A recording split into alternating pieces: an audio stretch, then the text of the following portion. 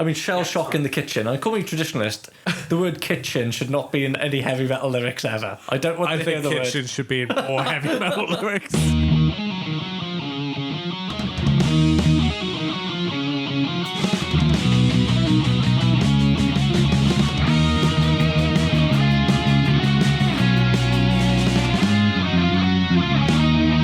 Hello, and welcome to Maiden Voyages, a podcast dedicated to rambling incoherently about albums that are so old they're ready for a midlife crisis.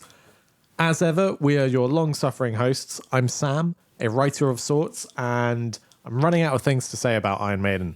And I'm Blev, an historian of sorts, and I like Iron Maiden a lot. That's fair. Yeah, that's fair. Right, isn't it? That's all you need to know at this point, listener. So you join us on the second episode dedicated to Iron Maiden's fifth album, Powerslave. And now we can finally talk about the songs, I think. Good stuff. Can we? Please. I hope so, yeah. And what good songs they are. Let's say that now. Yeah, okay. Fair play, everyone involved. Good songs. So, track 1, side 1, Aces High. Well, it's Ace. It is Ace, isn't it? Yeah. But it's sort of... I always think of Aces High as a sort of archetypal Iron Maiden song. Like, it has a really iconic opening, harmonized leads kicking into like a big kickoff of spiraling riffs. The up and down vocals of the melody, of the verse melody are great. And then that pre-chorus into like a really sort of huge vocal swing of a chorus. It is like the sort of, I don't want to say Maiden by numbers because that makes it sound generic, but it is all the touch points of your classic Iron Maiden track. Well, it's a band who know what they do well, and know how to do it. if you see what I mean, like, and is this? Here's a question for you: is this the best opening Iron Maiden track we've discussed so far? What opened Peace of Mind? Where Eagles Dare, great. Yeah. Great song. Yeah, this is better than Where Eagles Dare. Is it better than Invaders, though? Everything's better than Invaders. We established that. Is it better than Ides of March? Yes.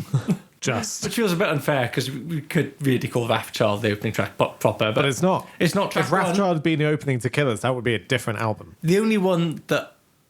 Prowler's the only one where I'm like, oh, that is a good No, it's song. Aces High. It is Aces High, isn't it? It's the best opening Maiden have had. It's huge, isn't it? And it's like they finally nail... It's all the ingredients of an opening song, isn't it? It's the right definitely. tempo, it's that shot of adrenaline, the build and the crescendo of that opening guitar part, the dynamics and the kind of intricacy of the riffing. It's great. Great solos, amazing vocal performance. Yeah. Lyrically...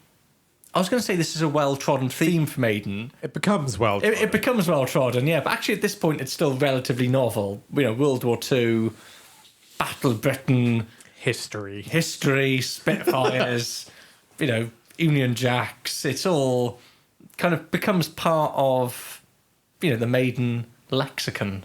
Yeah, but then that also like speaks to my point that there's something quite archetypal Maiden about this song. It's like a blueprint for lots of Maiden. Yeah, and it's absolutely brilliant. I mean, verging on one of my favourite Maiden songs, really, Aces High.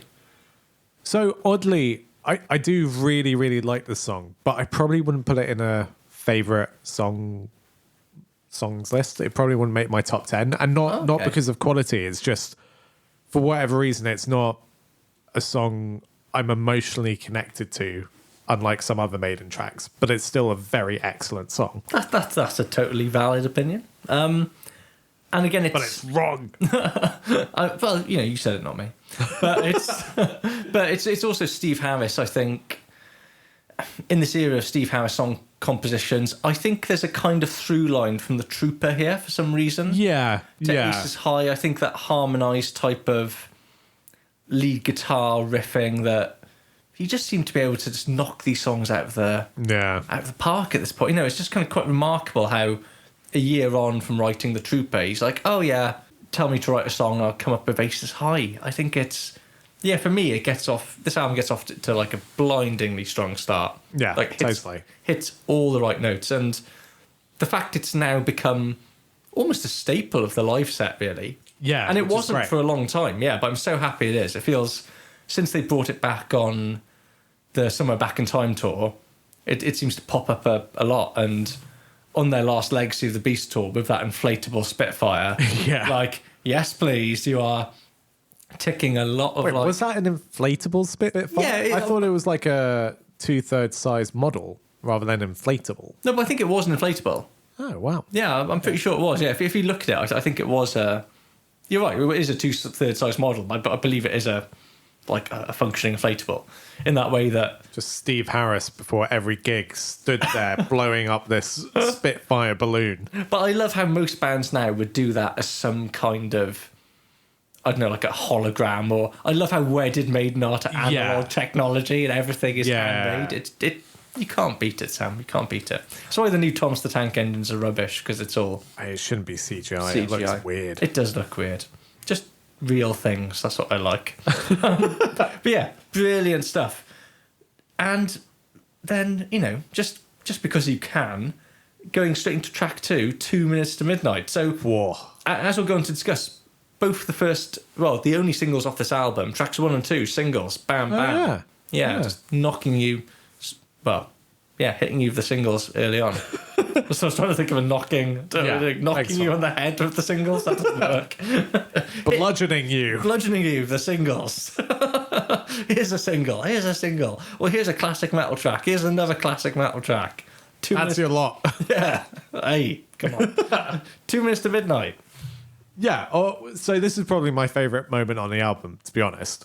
That is very interesting. But I think, like, in contrary to Aces High, I have like quite a big emotional pull to this song. Probably because it was one of the first Maiden songs I ever heard, and for whatever reason, like the tone of it works really well for me. I think what I really like about this song in particular is that main riff has quite a sort of driving quality to it. It's sort of, in some ways, almost typical hard rock riff, which is not something you get very often in Iron Maiden unless Adrian Smith is writing, which obviously he is here. And yeah, I just think that combined with the lyrical imagery, all about sort of the machinations that happen behind closed doors and the world being on the brink of decay and destruction, there's a real vibe to this song. I really love it. There is a vibe, yeah, and it's a really good example of, we were very effusive of our praise for Flight of Icarus. Which again was the other Smith Dickinson partnership single, and again another single on this album, Smith and Dickinson. And yeah, Bruce's lyrics. You're right, because Aidan Smith's riff, and I read an interview of him talking about this, bringing this to Steve, and him being quite glad that Steve took it as a Maiden song, because he was aware, you mentioned the word hard rock. Yeah. And he said he thought it might be a bit too hard rock for Maiden. Yeah. Like, this is not trad heavy metal. This is very, classic rock. Well, yeah, exactly. It's kind of classic rock track, right? Definitely. But in the hands of a lesser vocalist, you could easily... We'll talk about Saxon later on, but... but this could almost be a Saxon riff. But I feel like no starting Biff Bifford, but where he was going with Saxon, if you're going for America, it'd be like 2 minutes to rock. Kind of hard rocking. There's a different lyric to this song that would make it laughably bad. I mean, that's probably true of every song, but I feel but no, I entirely take your point. Yeah, this song could just be another song about rock, because it's quite a rocky riff. Yeah, and it almost makes... But actually, no, it's still got the grandeur and, like, the enormity of Maiden songs. Yeah, because it has a sort of slightly dark, weird, borderline confusing lyric, but has an air of darkness to it that, kind of gives it a kind of gravitas that it wouldn't... and a heft to it that it wouldn't otherwise have. But... Also, like, just speaking about the instruments of the song... I never really clicked this until quite recently, but Steve Harris is like working overtime in this song. So many nice little fills.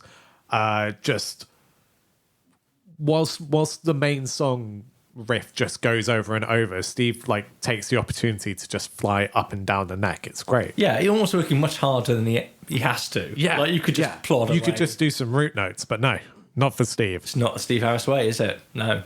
And, of all the songs in this album, it is the one that, well, it wouldn't be my pick of the album, but it would be the one that you would hear. It very rarely leaves Maiden set lists 2 minutes to midnight. Good reason. Yeah, good reason. It's on every greatest hits live album. It's the sort of, you can't take away from the fact this is the classic Maiden track on this record. I think there's something interesting about having it juxtaposed with Aces High as well. Like Aces High is very much an example of Iron Maiden heavy metal, whereas this, whilst this is more of a nod to Iron Maiden's rockier side, it's just quite cool having those two immediately followed by each other, because you're getting other than the prog side of Maiden, you're getting the spectrum of Maiden sound quite quickly. Yeah, absolutely right, actually. And again, as a 1-2, a track listing sequencing thing, they've sort of nailed it this time. Yeah. We have mentioned that in the past of Number of the Beast, amazing songs, slightly weird running order. Yeah. Not the case here. You sort of go, well, that makes absolute sense to have Aces High. Here's Iron Maiden, track 2. Yeah, perfect. Into track 3 then, an instrumental, Lost for Words. See what they did there? Yeah. It's a joke. Yeah. Oh dear. It's fine. I think it's a bit better than fine. But I think at this point we know how I feel generally about Maiden instrumentals. This one feels less onerous than some of the ones in the past, but once it's over, I can't pretend I remember any of it. Oh, it's just a flash in the pan. I could hum the guitar lines. Go ahead. Doom, doom, doom, doom, doom, doom, diddle, diddle, doom, diddle, doom, doom, doom, doom, diddle. That's going to be the rest of this episode. Just Blev humming the album. I could have Lost for Words. Yeah, but like I said, it's far from essential. It's far from essential. It is quite a significant drop after that 1-2 punch. But you know what? In a weird way, maybe if it had lyrics, but because it's instrumental, I don't know why. I sort of think of it sort of sits in a different category, and I think, it's almost like a sort of quite engaging jingle. Almost like an interlude in a way. It feels like a sort of... Yeah, but you can't have the palate cleansing interlude 2 songs into your album. I mean, we talked about... All right, that's enough of that heavy metal. Now time for to be fair, guitar notes. It is an odd track 3, and it does... Yeah. There is some momentum lost here. I'll give you that, okay? But I certainly don't think... I think it's actually a good song. I think it's a good instrumental. I think it's much more coherent than Genghis Khan, less immediate than Transylvania. But it's interesting that Maiden will never record another instrumental track. Yeah, probably for the best. Unless we count Satellite 15 from the Final Frontier. But that has sound effects. But yeah, but it is an instrumental, essentially. I suppose. But yeah, but it's kind of an intro, isn't it? Anyway, so it's Maiden's last proper instrumental song in some respects. But I mean, I don't think it's a bad song at all. I think it works quite well as an instrumental. And seeing as it's a track where the band openly admit, we just couldn't think of any lyrics, but we thought the music was quite good, so we just kept it on. And that's basically, hence the title "Lost for Words" is. This is quite good. We're not quite sure how the vocal melodies would go, and we're running out of time. So let's stick it on. I think that could have been a disaster, and I think it works quite well. As I said, it's fine. I'm just not into it, but it's not bad by any stretch. No, that's fair. And we're getting into the sort of, I guess, the deep cuts of the album now, aren't we? Well, I would say this album is mostly deep cuts. No, from this point onwards. What? I don't think Rhyme of the Ancient Mountain is a particular deep cut. I think that's a sort of... Yeah, right, but okay. Or Powerslave. But the next 3 songs are just, Lost for Words, and then the 3 songs afterwards are all deep cuts. Well, yeah, okay, but let's assess the merits of them then. So Flash of the Blade, track Floor. Floor. So I think this is a really cool song. It's like one of the heaviest on the album. Mm-hmm. And like there's a really sinister chug in the verse, and then there's a really cool hammer-on pull-off riff that punctuates everything. And I think Bruce in particular is in like full-on am-dram performance mode, which works really well, and it all builds to a really good chorus. Like it's not it's not a mind-blowing track. Like, it's not iconic in the way that some Maiden songs are, but it's really enjoyable. I think the best bit of it is the middle 8th section, where like it has like these jigging guitar leads counterpointed with like more haunting leads, then goes into lots of melodic harmonies. It's all pretty fantastic. It sounds like a neoclassical nightmare. Yeah, at some point. It's really cool. Yeah, it's quite Yngwie Malmsteen-esque in places. Yeah, isn't it? yeah, definitely. And I think it's absolutely. Yeah, I think it's great. Flash of the Blade. I think for when you could, it's sort of where it sits in the album. That kind of deep cut section. Compared to something like Sun and Steel, for example, off Peace of Mind, this is way better. Yeah, definitely. And madly, well, in my estimations at least, I don't think it's ever been played live. Yeah, that's surprising. It's not a song that tends to come up much in like the narrative of Maiden discussions. No, but it's a great song. Yeah. I think it's much better than it has any right to be in that sort of deep cut category of the band's back. And I'd actually say it's almost, if you're thinking of making deep cut songs that haven't or aren't played live very often, this for me is... It deserves an airing. It does, yeah, it's right up there. Covered by Avenged Sevenfold as well. Ew. It's all right, it's a decent enough cover. Okay.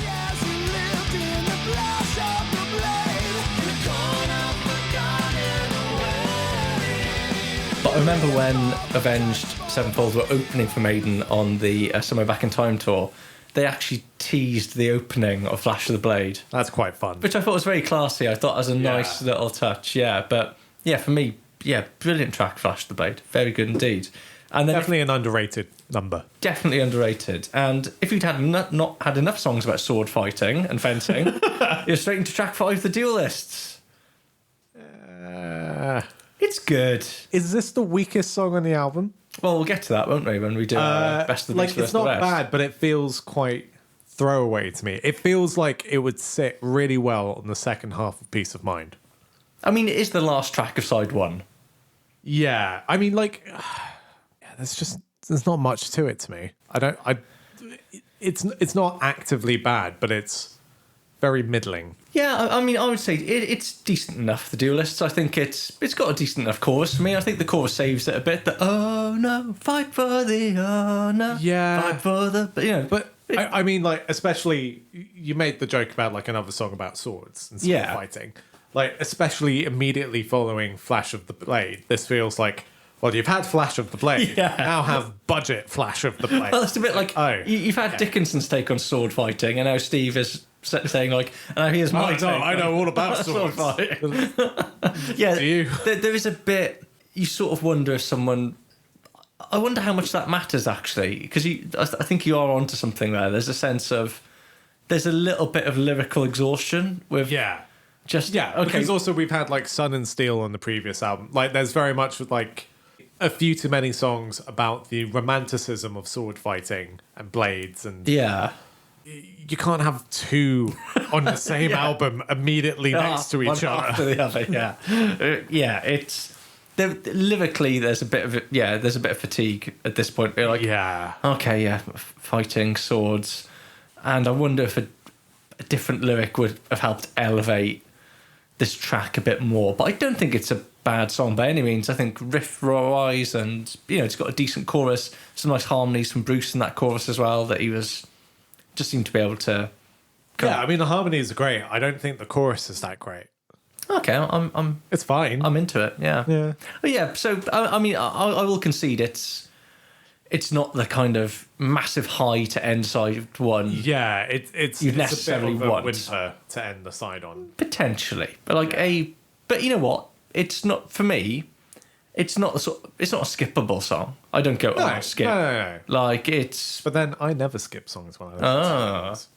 He's that guy. If I'm listening to an album, I want to listen to the whole thing, right? Like it's a journey, even if one of those songs is Sun and Steel. Even if you absolutely despise it, Tamerland, and or you just go, Quest for Fire. I was going to punish myself. I know this song's bad. I never skip Quest for Fire. Like that's how dedicated I am to listening to an album in its intended artistic capacity. But still, we end side 1 here. I hate myself. We end side 1, and for me, this is strong stuff. Yeah, it's Oh good. God! But When we come to the rating of this, we're gonna have a we're gonna have a doozy. But look, I mean, looking at the side one, Aces, 2 minutes, incredible start. Lost for Words, not so much for me. Flash of the Blade, great, and then Duelists, again, a bit mediocre. So it's not like the first half of Peace of Mind.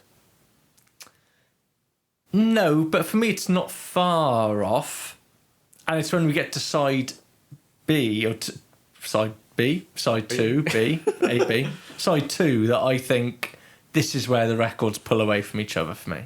Yeah, well, I mean, let's jump into side 2 because it kicks off incredibly. Yeah, like, I love back. Oh yes, I'm glad you said that. Amazing guitar leads opening it. Lots Great of riff. groovy, spacey leads across it. Like, to be honest, I didn't actually look at the credits, but I'm assuming this is an Adrian Smith number. Oh, you might want to get on Google that, Sam. Does Dave Murray have a writing credit on Back in the Village? Is it? Oh Murray yeah, but Harris? I'm assuming he's a co-writer. Yes, yeah, but for me, that intro riff that's very different from Maiden. It's almost going back to Montrose. It's that kind of like hyper blues, like sort of like but it's Back in the Village is wicked. And again, talk about Maiden deep cut. It's a Smith Dickinson. Is it a Smith Dickinson? It's a I Smith misremembered Dickinson, that totally. Which, for whatever reason, it seems like my favourite songs are always Smith Dickinson's numbers. Fair play. I mean, they know what they're doing. But yeah, it's. I mean, absolutely daft lyrics from Bruce. Yeah, and it has a weird chorus and like quite frantic riffs, but it all works quite well together. Shell shock in the kitchen. I call me traditionalist. The word kitchen should not be in any heavy metal lyrics ever. I don't want to hear the word. I think kitchen should be in more heavy metal lyrics. I don't Give me an album that outlines all the appliances in your kitchen. One song per appliance. Like, I mean, if you think about a fridge is pretty metal. You know, ice cold cave where it's literally made flesh thaws. Sounds more like a Priest song though. I could imagine Halford the Frigulator. Turbo refrigerator. Turbo fridge. But yeah, Back in the Village, an album of unsung deep cuts, I think. Back in the Village, again, I don't think it's ever been played live. Really? Don't think so, no. What a waste. Absolute waste, What a song. They need to... and a great way to kick off side 2, I think. Yeah. Like if side 1 ends on a bit of a bum note, side 2 like immediately kicks off and like, forget that. Yeah, here's the real song. We're back on track. Yeah, and a really, I say interesting, but a kind of slightly different chorus. What I like about it is how a very sort of hyper blues riff goes into something. That kind of riff they use in the chorus is very metal and sort of quite dark and. Yeah, a brilliant song. But then we come into the big 2, like the big kind of closing salvo. And it's interesting thinking of this as a slab of vinyl. You get 5 tracks on the first side, but only 3 on the second. Yeah. Because we've got 2 whoppers here now. I don't know why I went a bit cockney then. All right, Burger King. So the penultimate song... And it almost feels like if this was any other album or any other band, this would have to be your closing song, right? Yeah. But because of what follows, it makes sense. But the title track, Powerslave. So just looking, so I've opened the Wikipedia article and just looking at the running time of this, because I'd never quite realised how long this song is, but you kept on banging on about it being like sort of epic. It's 7 minutes 12. Yeah. It doesn't feel 7 It's kind of Hallowed Be Thy Name territory, right? Yeah. But actually, it is a very long song, but it's not a song that I think of as having many parts. But at the same time, I don't feel like it's a repetitive song either. Nope. Yeah. I mean, that alone is quite interesting. But I think in general, like this is the heaviest song in the album. I love the little like intro sound effects that come at the end of Back in the Village. Yes. I think that's great. But it's also quite a pivot in Iron Maiden sound. It's more metallic, it's more menacing than they often are. It's slower. Like, yes, it's a gallop riff, but it's much more deliberate in a way that I just wouldn't say made in a particularly deliberate a lot of the time. There's a lot of like, let's go full speed, let's go breakneck speed. But this is, in an album of relatively fast tracks, this really stands out because of how it's paced. And dialing down the speed and upping the menace is really great. And that main riff is awesome because of that little evil scale thing. Yeah. Like Testament based their entire career off that scale, basically. And I looked into it. It's the A Phrygian scale. I'm sure Bruce Dickinson was fully aware of that when he wrote it. Yeah. It's the notes of F major, but with A as the home note. Cheeky. But yeah, it's a really... I don't know what any of that means, really. But it's a really shining moment for Bruce Dickinson as a songwriter. Like, to think that he's the sole person credited for this quite a guitar-centric song. Yeah, absolutely. Compared to Revelations, which is probably more of a vocally centric song. Like, it's shaped around a vocal melody. Yeah, musically quite simple. It's not a diss, but yeah. This is like true. A proper metal track. Yeah. Written by a very singer. riffy. It's great. Yeah, and yeah, like you said, there's so much going on in it. Like, I really like the sort of quite doomy bridge, the down, down, now, now, now, which slow down could almost be a Black Sabbath riff. Yeah. But then a huge epic chorus. And what Bruce does with the layered vocals, you know, it's the ahs in the background, make it sound absolutely huge. But yeah, I love Powerslave. I think it is, one of Maiden's finest. I mean, I'll say it now, Bruce's finest hour as a solo songwriter for me. It is absolutely one of the best things he's put his name to. Like, it is an incredible song. And it's almost... Again, I wouldn't say it's underrated because I think it's very beloved by Iron Maiden fans. They do play it a fair bit. You know, they even dropped it in the Book of Souls tour I saw. And it's a title track. Yeah, and it is a title track. Off that alone. Of course, yeah. It's almost just because of what comes next. It is a little bit overlooked within the context of the album. But yeah, for me, this is one of the album's finest moments. Shadow for the Town. Yeah, I think for me, 2 Minutes to Midnight and Powerslave are the peaks. Okay, interesting, because we're about to talk about the final song. Yeah. Based on the Samuel Taylor Coleridge poem of the same name, The Rhyme of the Ancient Mariner.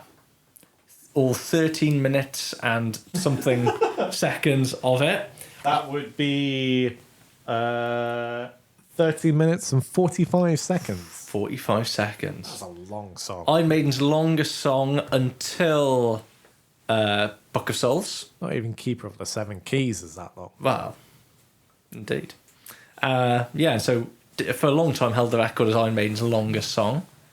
And yeah, I love Rhyme of the Ancient Mariner. I'm going to put it out there now. I love it. I think it's, if nothing else, it's a riff fest. There's some of Steve's great riffs in there. I think that the opening, the da-na-na-na-na, that's central. The gallop, the sense of grandeur, the fact that even though it's incredibly long, it doesn't lose sight of melody, and it has a coherent structure for me. Like, it always finds a hook to pull you in, like sailing on and on, you know, it always pulls you back in the hook. We spoke about To Tame a Land, right, which for me is, by that point, Peace of Mind has sort of fizzled out, but To Tame a Land doesn't really have a hook. The sections don't work together. They feel a bit bolted on. Ideas are individually interesting, but the song is a mess. This is the Rhyme of the Ancient Mariner is the opposite for me, I think. But also, it's actually Steve really trying to tell a story. So even the sections that are less musically engaging, they serve the story. Like, you don't... And you do get a sense of a narrative, and you don't have to read the poem. I mean, in a way, it's because Steve tells the story so literally, it's quite hard to not know what it's about. There's no subtlety. All of Coleridge's hidden meanings are gone. This is literally a song about a guy who kills an albatross, has bad luck, and there you go. We've all been there. We've all killed an albatross, mate, and had to deal with the consequences. Yeah, we never learn. But yeah, I'm a big Rhyme of the Ancient Mariner fan. What? Sam? Do you have really any thoughts? upset you, and I feel bad about it. Oh dear, it's gonna be like purgatory off Killers all over again. I really like the first half of the song. I think it starts off really strongly, and I think the pelt of that riff is really great, and I love the vocal melodies. I do find some of the lyrics slightly hilarious, particularly water, water everywhere. Like, I know that's directly from the poem, but it's very Spinal Tap. Yeah, I mean, well, it is definitely Spinal Tap, yeah. But so I think there's a lot of strong stuff in it, but it just really like falls off the deep end for me in the middle. That middle section where it's, I know a lot of people love it, but like the mood setting and the spoken word and like the bass, like all of that feels what is clearly super Spinal Tap. Dave Murray manipulating the volume control on his guitar there. Yeah, like the whole thing starts to feel Stonehenge-y to me. Yeah, but I like that. Yeah, and like in lots of contexts, in lots of situations, I would like that as well. But even the sound effect of the creaking of the ship, I'm like, oh, I love it. Yeah, I quite like the sound effect. Like, I think that adds to it. I don't like that middle section very much. And then when it does start to build back up again with like a really cool bass riff, it's good. But that feels like the groundwork for the Clairvoyant to me later on. Yeah, like, there are similarities there for sure. It's yeah, setting a foundation of greater things to come. But building up to that Bruce kind of re-emulating that Number of the Beast classic scream. Yeah, just the kind of sense of crescendo into big guitar solos, bringing you back into the back where you started again with the riff. Yeah, I think it's great. I don't think it justifies nearly 14 minutes. Well, see, for me, it never feels like 14 minutes. And we will talk about long Iron Maiden songs. Like Does it really? 20 years. Okay, because I'm almost always honestly surprised because it never feels like 14 minutes have gone by because I'm with it all the way. Honestly, I genuinely... That's fair enough. And this is 1984. When you think about what Maiden's peers, other metal bands were doing... No one was attempting anything close to this. Yeah, I can totally see how this is pretty groundbreaking. Or if you're John Petrucci noodling about in Berkeley Music School, you hear this, you're like, I am gonna base a career. Yeah, it's like, on oh, hello, right. Songs can be nearly 20 minutes. Great. All right, good. Because I'm never going to be in Poison, so I'm going to need to think of something else I can do. Sorry, I'm just imagining John Petrucci in Poison. That's a anachronistic situation. Just shredding in the A-Figian scale all over. Talk dirty to me. Wait, what do you mean nothing but a good time isn't in 6/8? What's happening? Well, okay, different. I mean, for me, the album ends like. Would you at least concede this is a much stronger ending than Peace of Mind? Absolutely, and I don't think this is a bad song by any stretch, and I totally appreciate how it's groundbreaking and it's a really interesting artistic exercise.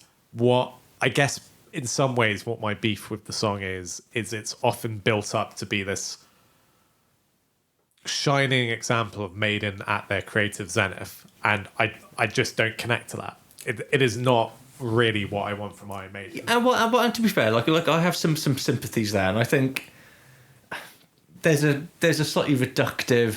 Oh, bigger is better. So that, the longer the longer the song is, the kind of gooder it is. You know what I mean? And obviously, we'll get into that much more explicitly later on in Maiden's career. But I feel like this is like the seedling for that kind of issue. Yes, potentially. And there's no reason why Rhyme with Ancient Mariner is a better song than Aces High just because it's longer.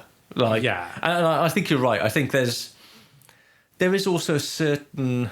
Like, I really admire Maiden's ambition, but I do get rubbed up the wrong way by people who will sort of tell you, like, oh, Maiden is so clever because they've got like a 30-minute long song. And I'm like, don't get me wrong, I think the blokes who make guys Maiden are pretty intelligent. Yeah. But there's nothing about... Just because you've written the song's 30 minutes long, that's not an achievement in and of itself. I could write a 13-minute song. Yeah, like anyone could. Yeah, exactly. I could write it. But I mean, and I don't think the Rhyme with Ancient Mariner sucks, but there is a certain strain of person, I think, who uses it as this kind of like, oh, well, aren't Maiden clever? They wrote a 30-minute long song. Yeah, I think it's a great song, but yeah, that argument annoys me as well.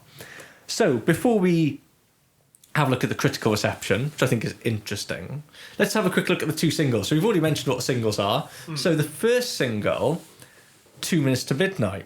So that came out on the 6th of August 1984. So slightly before the album came out, September, so the lead single. Yeah. B-sides, some interesting... Oh, let's do the charts first. So charts at number 25 in the US, so very respectable. Okay. Number 11 in the UK. Again, for a metal band, pretty strong showing. Yeah. The B-sides are interesting.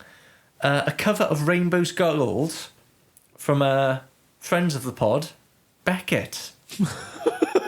Old Terry Slessor popping up again. Yeah. So, again, a very straight, faithful, maidenified cover of the Beckett song Rainbow's Gold. The other B-side, I think, is the more interesting one, though, which is Mission from Harry. Classic B-side. Oh, have you heard it? Oh, many times. I love Mission from Harry. What a bizarre but brilliant thing to do. And I think speaks so much of kind of the guys in Maiden, they can have a laugh, right? Yeah, and to my point, I think in the previous episode or a couple of episodes ago, there's something about Nico's presence in the band that brings out the sense of humor in Maiden. Like, there's more of an ability to laugh at themselves that wasn't there at the start. I presume people who are listening are aware, but just in case you're not, Mission from Harry is a recording that Bruce Dickinson illicitly made of an argument that took place backstage between primarily Steve Harris and Nico McBrain, but Bruce gets involved as well. And it all was down to a roadie that Steve sent to Nico because there's some problem with Steve's bass. So basically, Steve wanted to get the message to Nico to extend his drum solo, right, so they could sort it out. But the way this was communicated really got Nico's back up, and he ended up having a massive go at this roadie, and Steve called him out on it. It was like, look, he was on a mission from me, Harry, Steve, Harry, Harris. Yeah. And just in case, you don't have two brain cells. Yeah, exactly. I'm I don't know who listens to this. Your students. No, you're all very intelligent people, everyone. But and the argument that it ensues. But for me, the comic genius is Steve Harris. There's so many unintentionally hilarious moments. There's one where he has this really withering voice, and I don't know why you would listen to this with your family, but if you are, maybe skip this next bit, where he says to Nico, "You're not a." Just in this really withering, because Nico's going, everyone thinks I'm like, it's like, you're not a. It's just so funny. Yeah, it's a really evocative recording. Just imagine these two metal dudes just having this quite exasperated argument. And my favorite bit is the ending, where it's just some C words recording this. Yeah. It's just the image of Bruce Dickinson recording this covertly whilst also taking part in the argument and stirring. Yeah. You cheeky sod. And then the decision to put it out as a B-side. Yeah, and to release it as a B-side. It's just yeah, I respect that. And for a long time, there was a lot of suggestions that the whole thing had been fabricated, but I feel like that doesn't square with me, and the band have refuted that. And no, it all sounds very sincere and genuine. Yeah, but I think it's a wonderful little thing. And Steve Harris saying how they totally clear the decks every album; they have no material left over. I mean, that's why they have to put this out as a B-side. Harry's the proof of that, right? So that's the first single, accompanied by. As we've recently, we just rewatched the video of 2 Minutes to Midnight, didn't we? Yeah. The video that Maiden have probably put the most effort into thus far? Yeah. I mean, we've talked before about Iron Maiden videos typically being them performing intersected with not necessarily public domain footage, but newsreels or things that already existed out there. Whereas the 2 Minutes to Midnight video, it's still them performing in an empty arena, but it's punctuated by bespoke recorded, quote unquote, acted clips of some kind of narrative. But it's not the clearest narrative. But it's nice seeing Maiden put a little effort into a video, but not quite nailing the MTV Twisted Sister story. Not quite.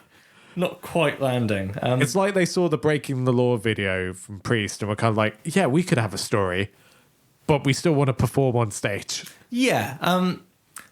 As someone who teaches a little bit of media studies, what you've got here, Sam, is a hybrid narrative and performance video. So in general, 3 main types of music video: narrative, hybrid, and conceptual. So we've got a sort of performance narrative hybrid here.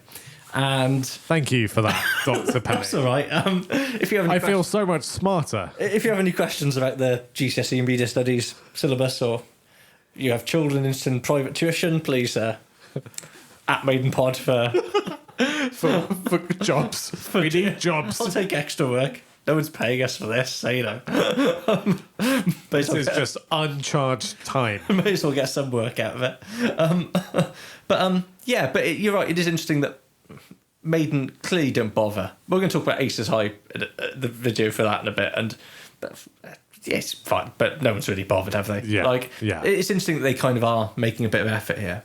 And it doesn't necessarily always work, but it's interesting at least. It's interesting.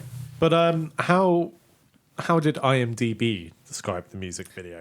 So according to IMDb in their summary, the music video begins with shots of a woman cleaning up a table surrounded by television sets. The band performs on stage as a man sits behind a desk and puzzles over coded documents, which is the story in a nutshell. Yeah, exactly. There's no coherent story. There's like shots of this man puzzling over coded messages.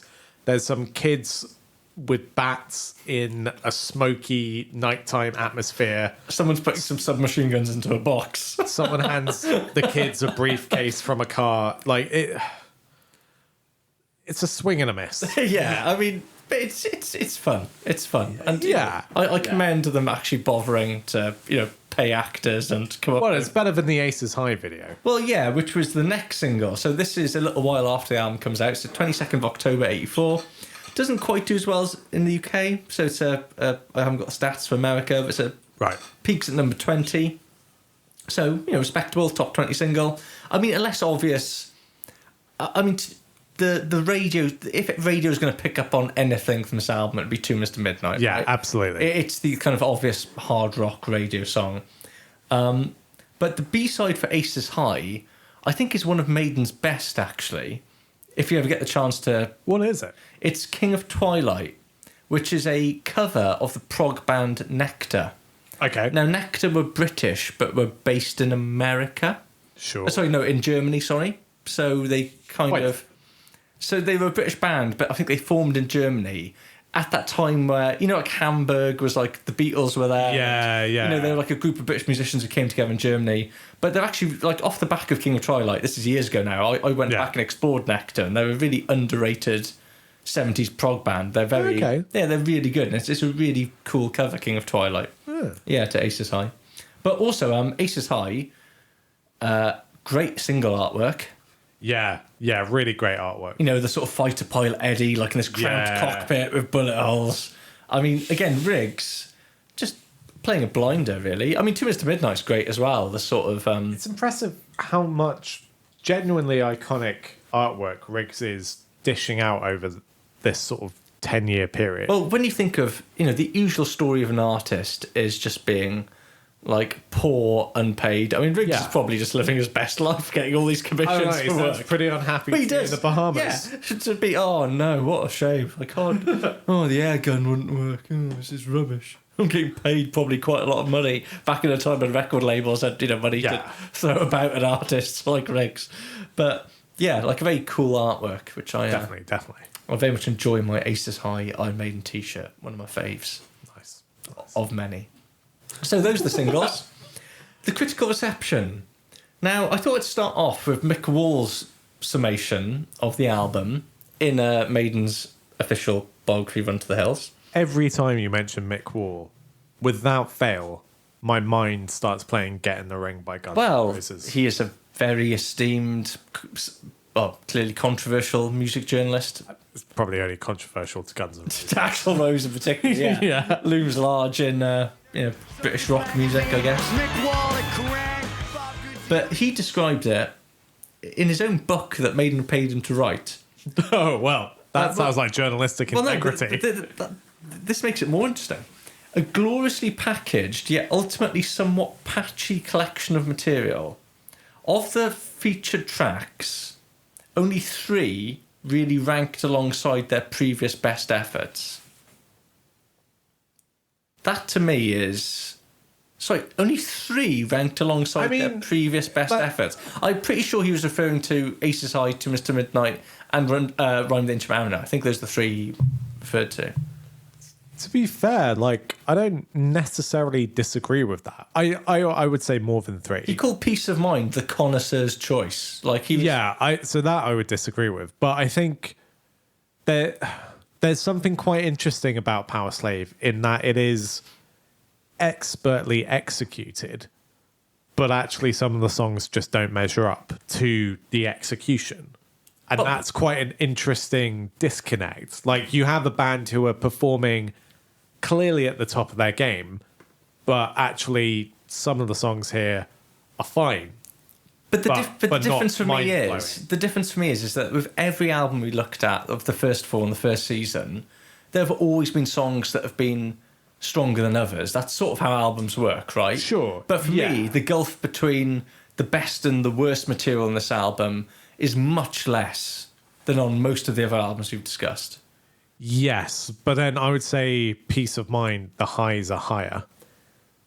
In a couple of instances, but not much. But I think the gulf is also huge because the lows are so much lower. Exactly, right? That's the thing. And even with Number of the Beast, there's no Gangland on this album. There's no Invaders on this album, I wouldn't say. I'd say there's a Gangland on this album.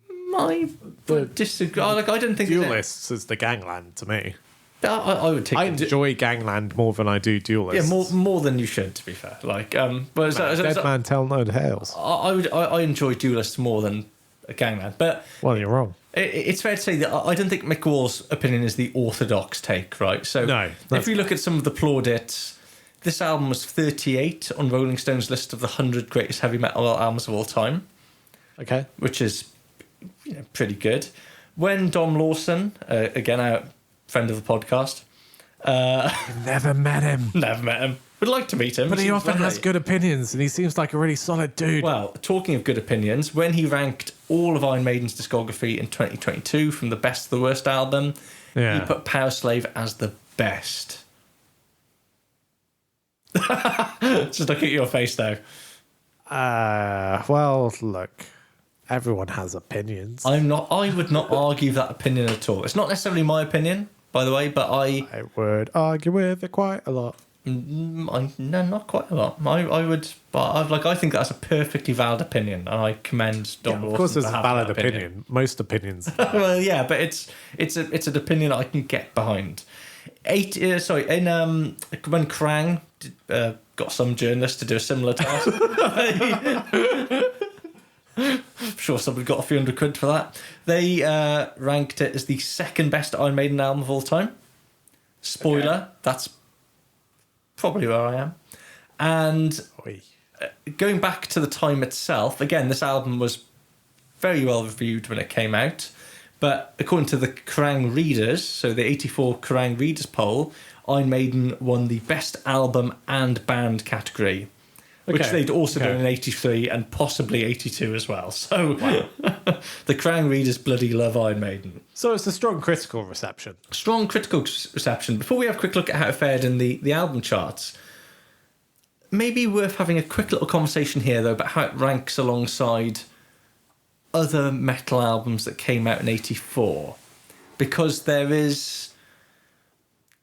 are new trends and divergences beginning to take place in metal at this time, I'd say. So 80 you could say that. Well, yeah 80 to 83, there or thereabouts, there is sort of traditional heavy metal, right? And that is a kind of thing everyone accepts. By the end of 83, 84, it's beginning to pull away. Thrash is beginning to emerge. Glam is beginning to emerge. How do you think this compares? Go on, I see you've got a list of some of the big hitters in front of you. Yeah, I mean, I think this album is good, but I think a lot of the albums that come out this year smoke it. Wow.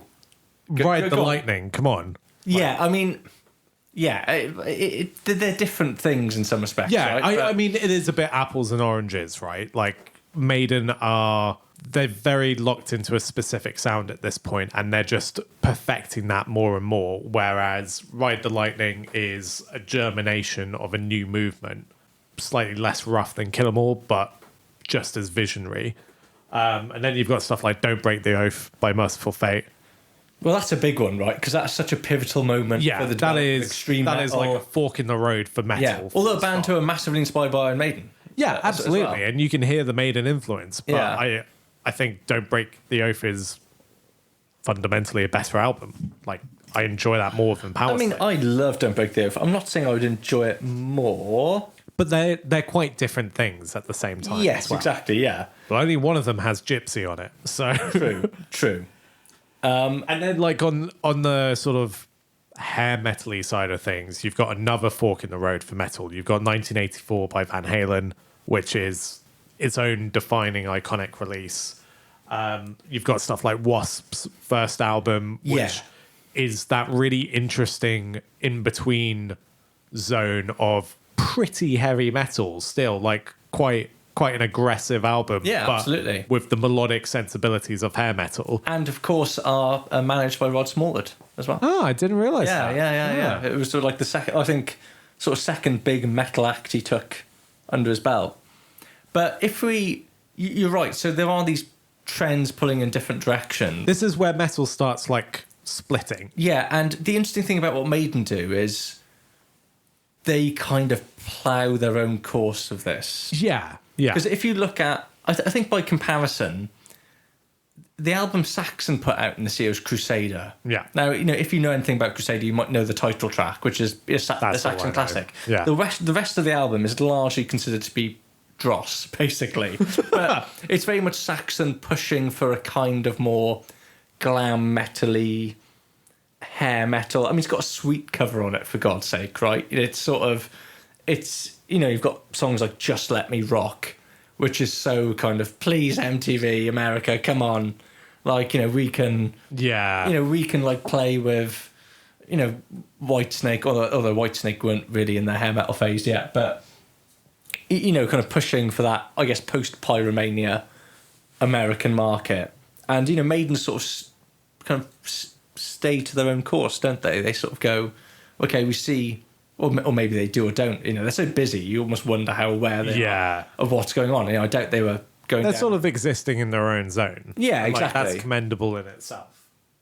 But yeah, I think just jumping back to some of the things I've said about Powerslave, I think it's also worth noting this is the year Spinal Tap, the film, comes out.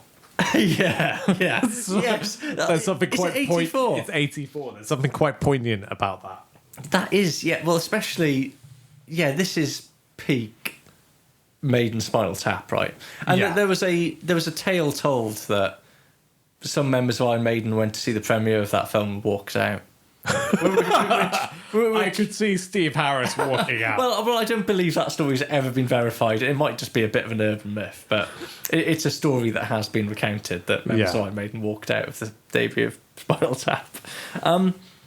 But yeah, interesting. And I guess this will become more of a theme as these go on, won't it? The way in which that metal starts pulling in different directions. And Celtic Frost have their first release in 84. Morbid Tales. So again, you've sort of got the... Ooh, interesting. Sorry, this is a bit of a tangent. So I've got a list of all the albums that came out in 84, metal albums that came out in 84. Paul Di'Anno's first solo album comes out in 84. Wonder how that does. I don't know. But it's Di'Anno by Di'Anno. Never heard it. But you've got the seedlings of extreme metal. Thrash is slowly moving out to the underground. It's not quite in the mainstream yet, but in a couple of years it will. Ride the Lightning is like the watershed moment. Yes, but and like Fistful of Metal by Anthrax. Yeah, but again, that's like an underground record. Like if you're in the US. But these are all like gaining traction. Well, that's it. Yeah, but it's like it's kind of building momentum, isn't it? So it's not threatening Maiden yet, but it will.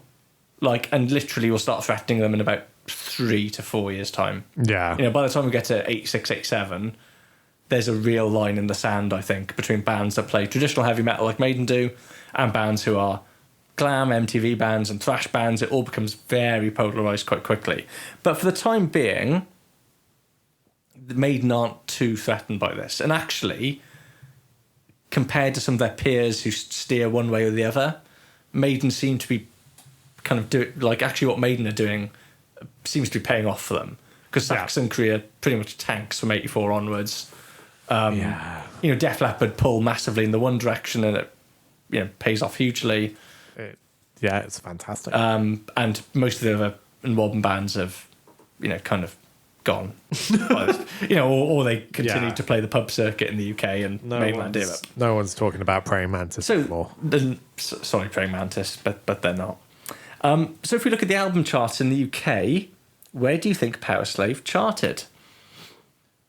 I mean, it's clear Maiden have a really fervent fan base, even if it's not necessarily mainstream. So I'm going to say 4.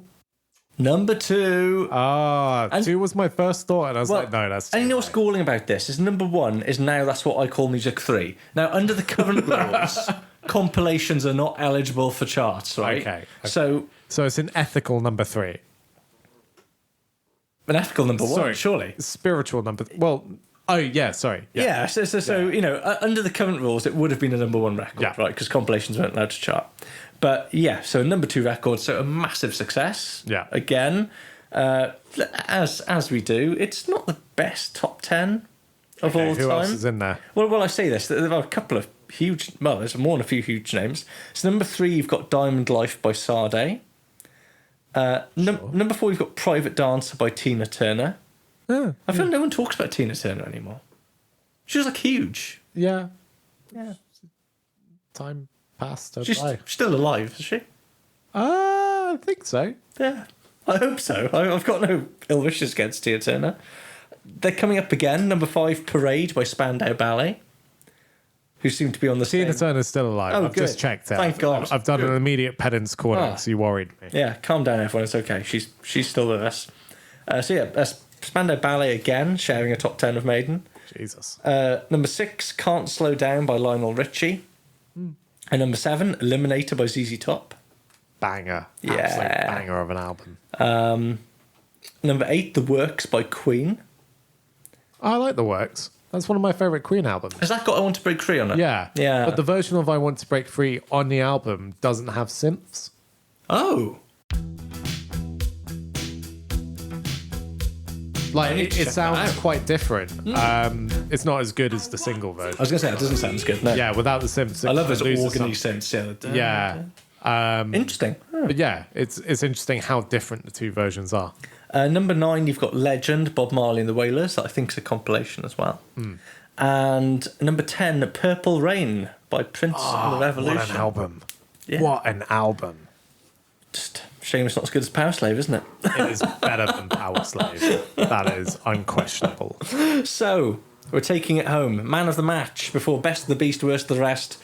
And then we have to sign an arbitrary number to say how much we appreciate this album or otherwise. So, man of the match. I've not thought about this at all. So no, neither have I. But on the basis of the songs I like most, it's Adrian Smith.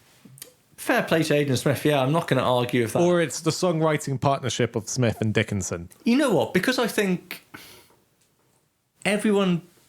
I feel like every album, I'm just going to say Adrian Smith. Yeah, but everyone pulls their weight in this album so well. And actually, unlike you, I really appreciate the Harris compositions as much as I appreciate what Bruce does. Yeah. And what Aidan does. So I'm going to go for a wild card here. I'm going to go for Dave Murray.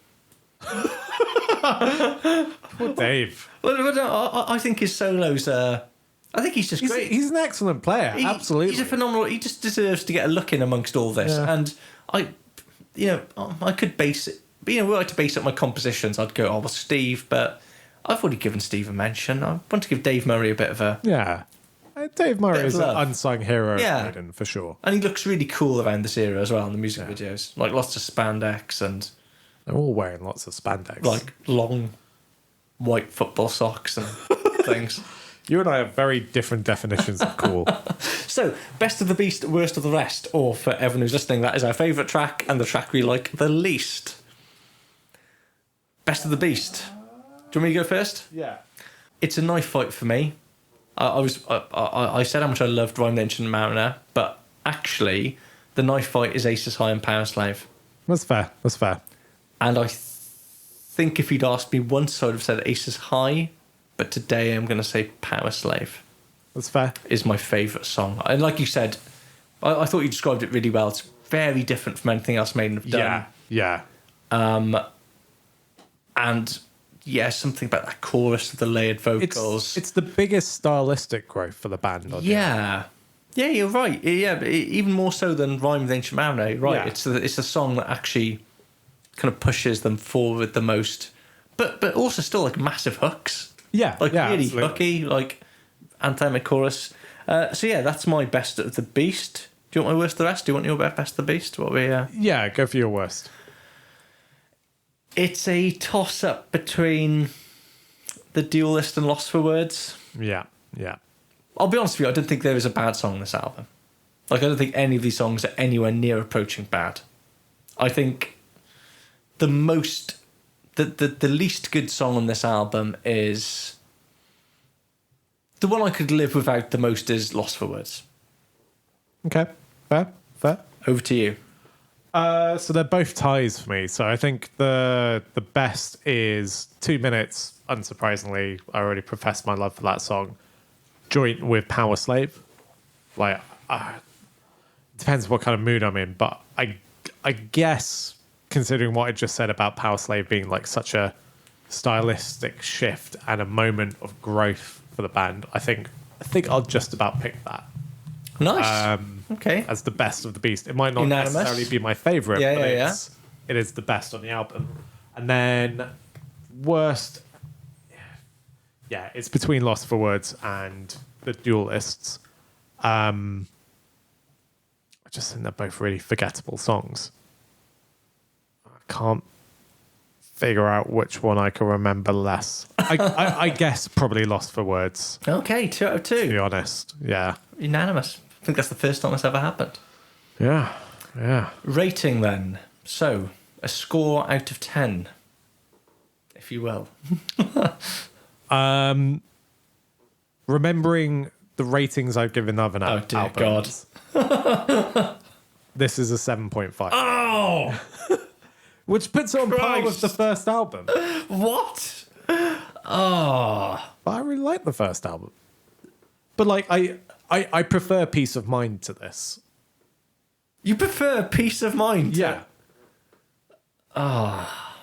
Peace of Mind has more songs that I love on it, but it just hits a bigger to be honest, like the number is completely arbitrary at this point because these two albums represent two quite different things. One, Peace of Mind, is one that to me has bigger highs and like a really amazing 2/3 and then just goes so bad like out of nowhere. Yeah, total agreement with you. Whereas Powerslave is far Doesn't more do that, 'cause it it's is great. far more consistent, but also doesn't often reach the same peaks.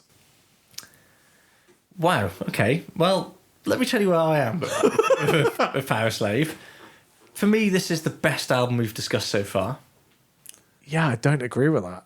And I'm therefore oscillating between a 9.5 or a 10. Wow. Big guns here. Big guns, they're coming out. Bloody hell. Not even talking about Skid Row. I was happy to listen to that yesterday. That's by the by. So, I will go 9.5. Okay. I'm gonna so say- it's on a par with Number of the Beast. Did I give that a 9.5? Yeah. Oh, hang on. We can allow if you we need allow like more points, we don't have to stick to 0.5s. We can do like 6s and 7s. Are we going full pitchfork here and just We can go full pitch 9.76 or like, Yeah. If we're doing that, I might go like 7.8. I'm going for a 9.8 then. Okay. I'm going for a 9.8. So our average for this then is 8.8, which is very respectable. It's not as good as it should be. Well, because it's not as good as Number of the Beast. No, it is. It's better than Number of the Beast. Dom Lawson agrees with me. Yeah, that's fine. Me and Dom Lawson. Yeah, no, this is, I think, for me, this is the best main album we've discussed so far. And again, we've given it away. There's only one album that surpasses it for me. Thus far. I don't know, maybe my opinion will change going forward. I doubt it. But there's one album that I think is better than this one. I think we're on to an interesting couple of albums. Yeah. Next. Indeed. Well, that was a roller coaster.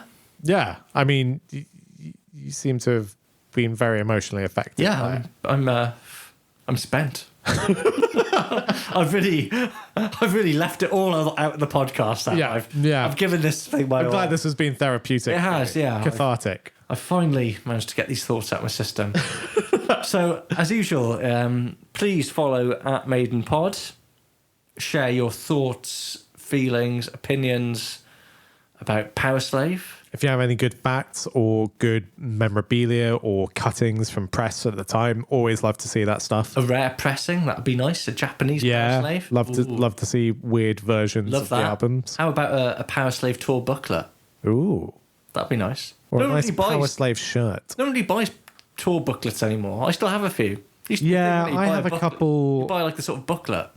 I mean, I don't think many bands make them anymore. No. Understandably, because they're incredibly pointless. Yeah. But like, I have a couple of Devon Townsend ones, which feels like, I would have got those in the 2010s, and that was way beyond when programs made any sense. Programs, that's what I was looking for, not a booklet. Yeah, program. But yeah, anything like that, we love to see. So I have an Extreme program from 1993 that I once found in a charity shop. I have a copy of, again, clearing out my storage unit, which contains most of my teenage bedroom, a copy of a tour program from Wasps Inside the Electric Circus tour. Wow, nice. Yeah, if you like seeing lots of pictures of Blackie Lawless.